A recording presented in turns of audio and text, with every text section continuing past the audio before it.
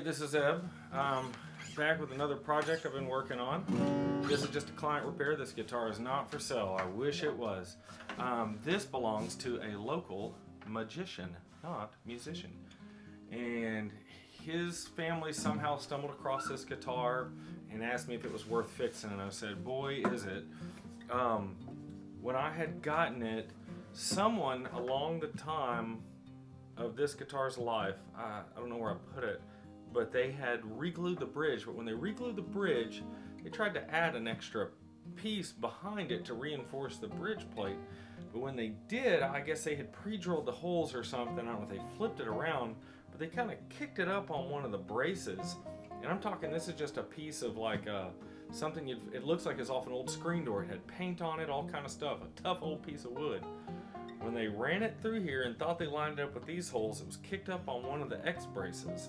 So when they then they used probably clamps or some kind of a screwing method to tighten that down. But when they did, that bridge plate they wanted to add in there never touched, but on one end, the actual bridge plate. So it was kind of scissored up on there, and they were winching down on it. And when they did, it torqued and snapped and twisted this bridge into place, but it's all kind of twisted this way with that that other piece clamped across the back brace and the bridge plate in the weirdest kind of way.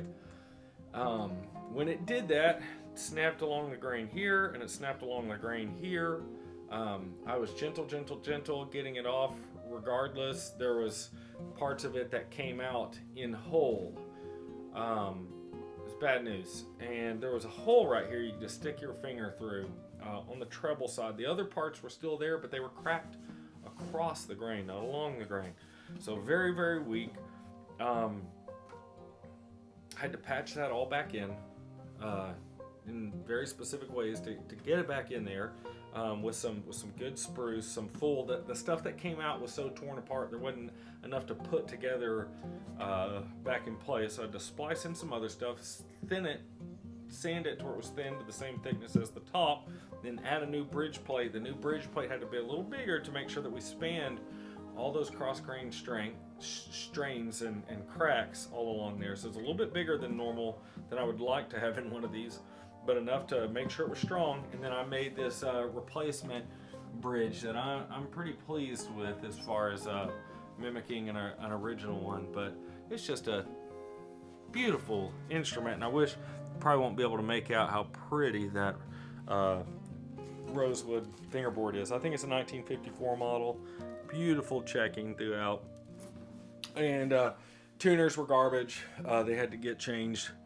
But, you know, some new cloisons on there. And she is back again singing. Has one of those cool, put your cigarette and keep it right there and let it burn through. Kind of burns right there like people used to like to do when these guitars weren't worth much. So, here we go. Here's this 1954 LG-3. Beautiful sounding instrument.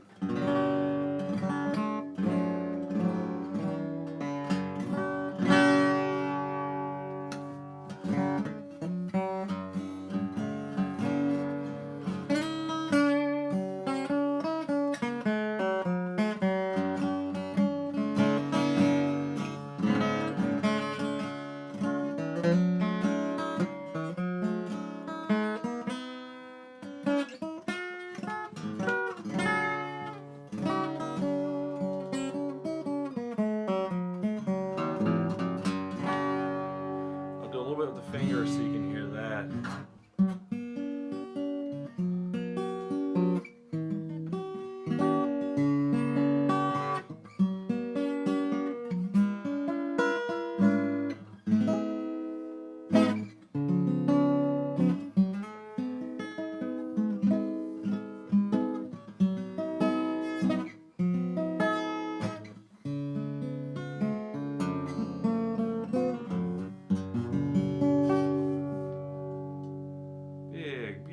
Sound and guitar for such a small size. These are my favorites, the LGs. And fun fact, if you own one, to my understanding, the G in the L in there, it stands for gut, like it was a gut string, like a classical guitar, that they just traced a classical guitar and then fit it for X bracing to handle steel strings and obviously a different scale length. But you can just buy any old classical case most of the time and drop these right in them, which is nice because classical cases are much more readily available at affordable prices than custom-made LG cases. So, hope you found that helpful.